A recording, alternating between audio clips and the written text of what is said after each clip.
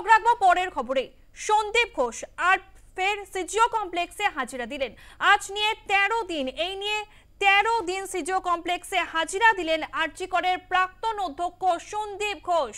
আজ ফের সময় মতো সিজিও কমপ্লেক্সে সিবিআই দপ্তরে পৌঁছে যান আরজি করের প্রাক্তন অধ্যক্ষ সন্দীপ ঘোষ। আপনাদের মনে থাকবে, আরজি করের প্রাক্তন অধ্যক্ষ সন্দীপ ঘোষের বাড়িতে সিবিআই আধিকারিকরা তল্লাশি চালিয়েছিলেন ঘন্টার পর ঘন্টা, এমনকি তাকে ডেকে জিজ্ঞাসাবাদও করা হচ্ছে।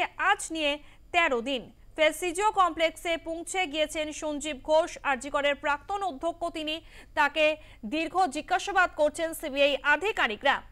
আরজি করে যে নৃশংস ঘটনা ঘটে গিয়েছে জুনিয়র চিকিৎসকের সঙ্গে তরুণী চিকিৎসকের যে ধর্ষণ খুনের ঘটনা, এই নৃশংস খুনের ঘটনাতেই জিজ্ঞাসাবাদ করা হচ্ছে আরজি করের প্রাক্তন অধ্যক্ষ সন্দীপ ঘোষকে। তৎকালীন অধ্যক্ষ ছিলেন তিনি। আজ 13 দিন সিজিও কমপ্লেক্সে সিবিআই দপ্তরে হাজিরা দিলেন সন্দীপ ঘোষ। একদিকে যেমন তাকে সিজিও কমপ্লেক্সে সিবিআই দপ্তরে ডেকে পাঠানো হচ্ছে, পাশাপাশি আপনারা জানেন তার বাড়িতেও তল্লাশি চালিয়েছেন সিবিআই আধিকারিকরা। আমাদের সঙ্গে ফোন লাইনে রয়েছে আমাদের প্রতিনিধি সন্তোষ ঠাকুর। সন্তোষ, আমরা দেখতে পাচ্ছি প্রায় রোজই ডেকে পাঠানো হচ্ছে সন্দীপ ঘোষকে। আজকে জিজ্ঞাসাবাদের 13 দিন, আজকে কি জানতে চাইবেন সিবিআই আধিকারিকরা? একদমই, দেখো আজকাল ঘটনা নিয়ে এই প্রাক্তন প্রিন্সিপাল সন্দীপ ঘোষকে এই নিয়ে 13 বার তলব করলো সিবিআই আধিকারিকরা। ইতিমধ্যে সন্দীপ ঘোষ সিবিআই দপ্তরে এসে পৌঁছেছেন এবং সিবিআই আধিকারিকরা তাকে জিজ্ঞাসাবাদের যে প্রক্রিয়া সেটা কিছুক্ষণের মধ্যে শুরু করবেন, এমনটাই সিবিআই সূত্রে খবর। আমরা জানি অ্যান্টি ক্রাইম ব্রাঞ্চের তরফ থেকে এই সন্দীপ ঘোষের বেলেঘাটার বাড়িতে সিবিআই আধিকারিকরা পৌঁছান এবং সিবিআই আধিকারিকরা তার বাড়িতে সার্চ করার পাশাপাশি তার বাড়ি থেকে একাধিক ফাইল নথি বেরায়, যেটা আরজুল রিলেটেড হাসপাতালের ডকুমেন্ট। এছাড়া সন্দীপ ঘোষের সেক্ষেত্রে সন্দীপ ঘোষকে প্রায় 10 ঘন্টার বেশি তার বাড়িতে জিজ্ঞাসাবাদ বা বলা যেতে পারে তল্লাশি চালায় অ্যান্টি ক্রাইম ব্রাঞ্চের সিবিআই আধিকারিকরা। এর এই সিজিও কমপ্লেক্সে ব্যুরো ক্রাইম ব্রাঞ্চ, সেই ব্যুরো ব্রাঞ্চেও তাকে তলব করা এবং আজকেও তারা তলব করেছে। সিবিআই আধিকারিকরা এই নিয়ে 13 বার তলব করেন সন্দীপ ঘোষ।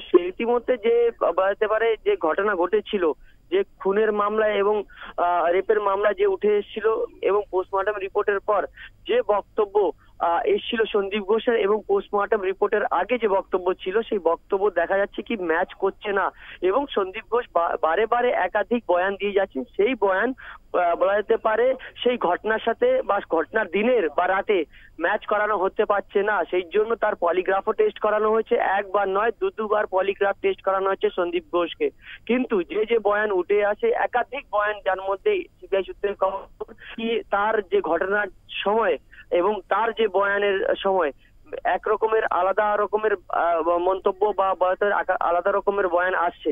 সেক্ষেত্রে সিবিআই আধিকারিকরা সন্দীপ ঘোষ ছাড়া যারা ওই ঘটনার সাথে যুক্ত বা বলতে পারে রিলেটেড থাকেন তাদেরকে তলব করছে। ইতিমধ্যে 150 জনের থেকে বেশি জনকে সিবিআই আধিকারিকরা ইতিমধ্যে জিজ্ঞাসাবাদ করতে পেরেছেন।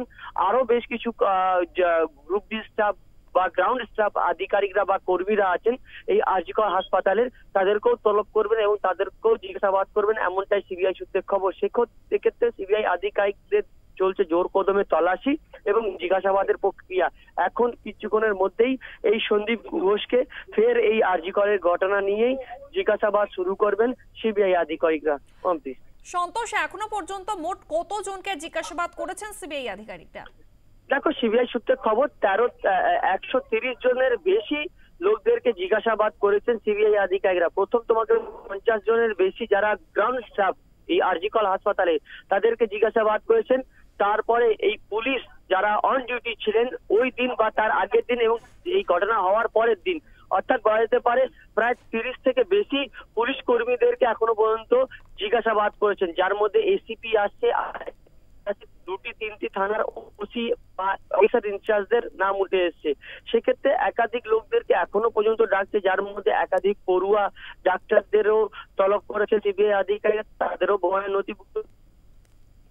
এই যাদেরকে বয়ান রেকর্ড করা, সেই সমস্ত বিষয় তারা রেকর্ড করে তারা রাখছেন এবং এরপরে এই সমস্ত বয়ানকে মেলানো হবে, অর্থাৎ তার বয়ান ঠিক মতন ম্যাচ করছে সেই ঘটনার রাতের যে ঘটনার সময় এবং তাদের বয়ানে। সেক্ষেত্রে ইতিমধ্যে যে অনুপ দত্ত, যিনি হচ্ছেন এই সঞ্জয় রায় অর্থাৎ ধৃত সঞ্জয় রায়ের ঘনিষ্ঠ এবং এএসআই, ওয়েস্ট বেঙ্গল পুলিশের, তাকেও পলিগ্রাফ টেস্ট করানো হয়েছে।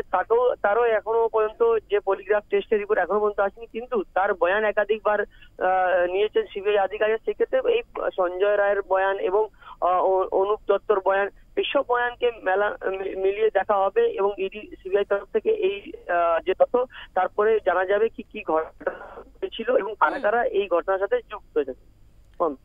ধন্যবাদ সন্তোষ।